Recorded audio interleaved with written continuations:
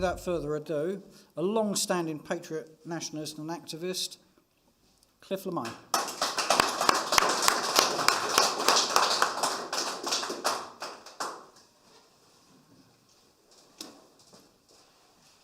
Hello, and thank you.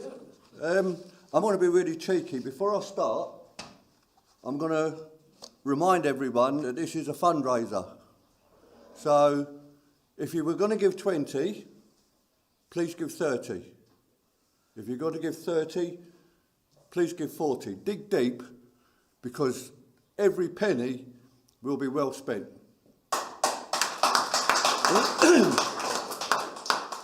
The other thing I want to say is, please let me reassure you, if you were here at my last speech, this one's not going to be anywhere near as long.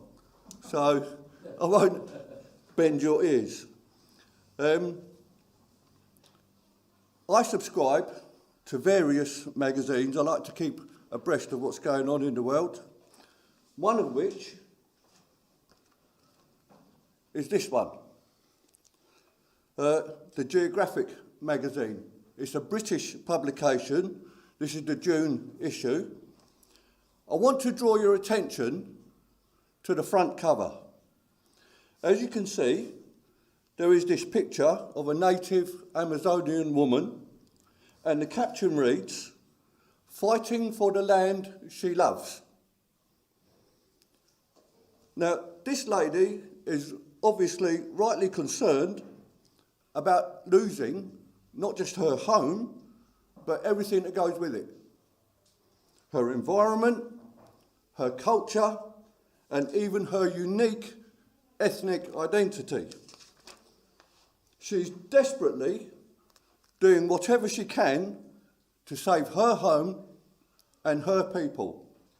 There's nothing wrong with that. In fact, it is to be commended. But I've got a question. What if that was my face on there? Or Jim's? Or yours? We are also rightly concerned about losing our homeland, our environment, our culture, and even our ethnic identity is under threat. And we are also doing what we can in order to save those things. But if this was my picture on there, would it say, "Fighting for the land he loves"? I don't think so. I think it's more likely to say, "Vile, racist, hate preacher." That's what it would say if that was my face on there, or yours. So my question today, what I want to talk about is, why? Why is that? What is the difference between what we are striving for and the aims and ambitions of this fine lady? Now, we've all heard the phrase, "One man's terrorist is another man's freedom fighter." But my question is, who frames that narrative? Who decides that what this lady is doing is right and that what we are doing is wrong? How has this current situation arisen where the writer, the editor and the publisher of this magazine are all so brainwashed that they cannot or will not see that there is no difference between our noble aims and the aims of this young lady? No difference at all. The answer, of course, is that well-worn phrase, political correctness. Let's look further. Political correctness. Where does that stem from? What is the root? The root is communism, and more specifically, the twisted logic of Karl Marx, Marxism. The aim of Marxism was and is to utterly destroy all facets of Western, in other words, white European and American civilization, in order to lay Marx's twisted vision of a communist utopia over the ruins. To further this aim, the followers of Marx set up an institute in the 1930s in Frankfurt, Germany, with the aim of spreading Marxism globally. Now, that institute had to leave Germany when nationalism became the dominant force. It then moved to America, where it became known as the Frankfurt School. This is not a school for teaching, but a school of thought. There, they invented their most potent weapon. They called this weapon critical theory. So, what is critical theory and how does it work? The idea is actually very simple. The idea is to criticise everything, every aspect of white Western life, our history, our culture, our traditions, our social and sexual norms, and even our very identity. All must be criticised. However, by the late 50s, the Marxists were getting disillusioned because their so-called cultural revolution had not come to pass. They had hoped to stir up the working classes to use as useful tools in order to overthrow the accepted Western order, but this had not happened. What they did next was truly wicked. It was the most dangerous, vile thing to ever befall the West. They decided that if the white working classes wouldn't do their dirty work for them, then another people must be found who would. Those people, ladies and gentlemen, are immigrants. These twisted, wicked Marxists hit on the idea that flooding the West with millions, literally millions, of non-ethnic third world immigrants would be the key they sought to totally destroy white Western society, culture and civilization for once and for all.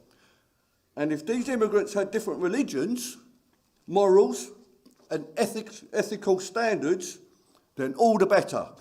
They could use those differences as a tool to drive a stake through the heart of what our forefathers took 2,000 years to build.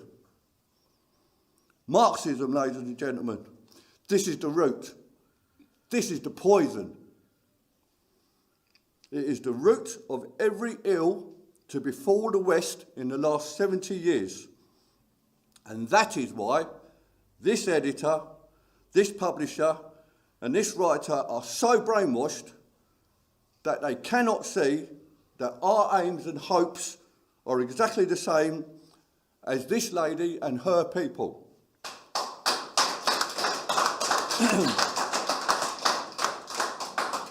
So, critical theory. Let's explore some examples of how critical theory actually works. I want to pick the most normal word in the English language, the word normal itself. Now, I'm sure every single person in this room has been challenged for using the word normal in some context or another at some point in the last 10 years. I know I have.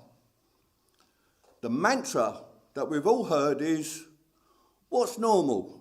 Or, there's no such thing as normal. Or the other one they like, what is normal for one person is not normal for someone else. How many times have we heard that? Yeah.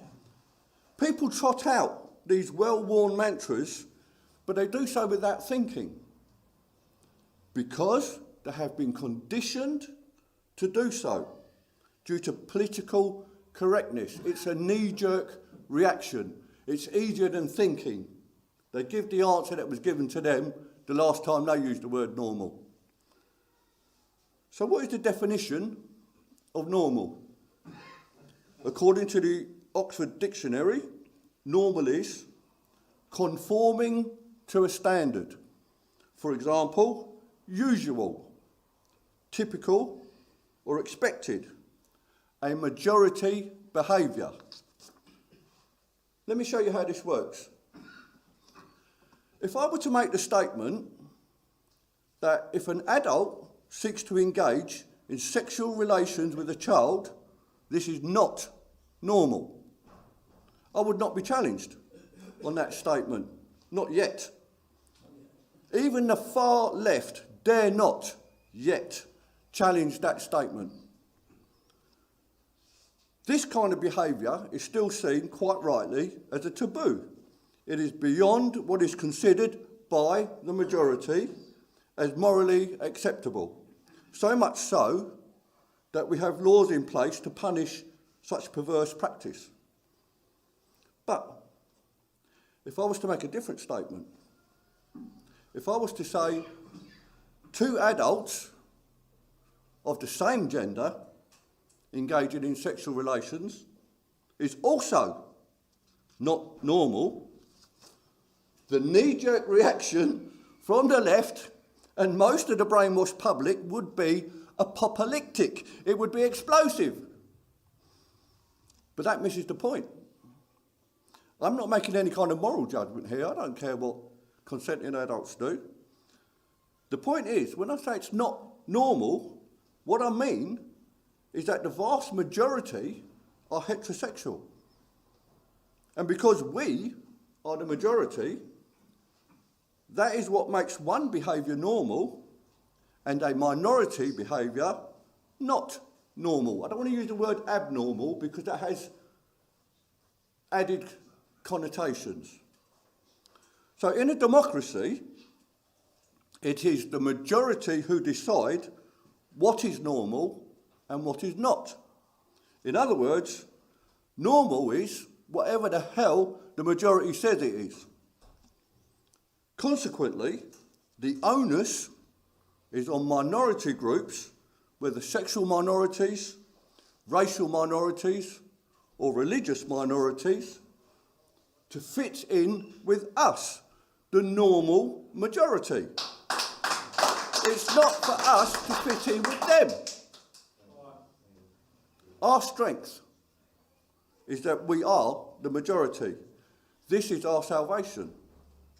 This is our weapon to fight back. So, next time any of you are challenged for saying anything that goes against Marxist wokeism, simply point out that we live in a democracy. And in a democracy, it is the majority that rules. Here's an additional example of Marxist ideology being practiced in our educational establishments.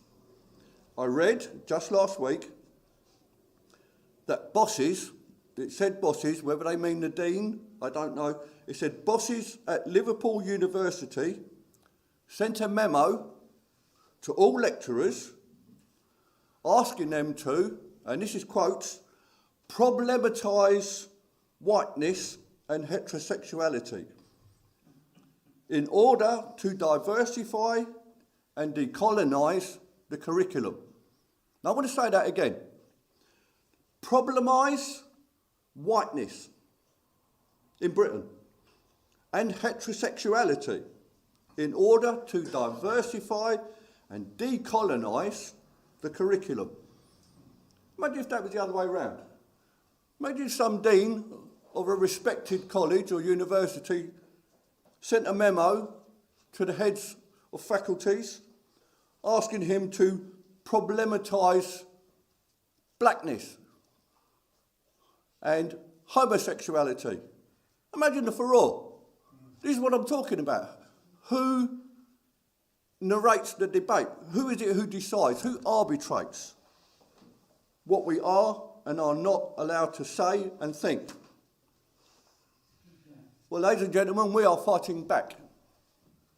Not just us, sat here at this meeting, but proud, patriotic folk right across the White West.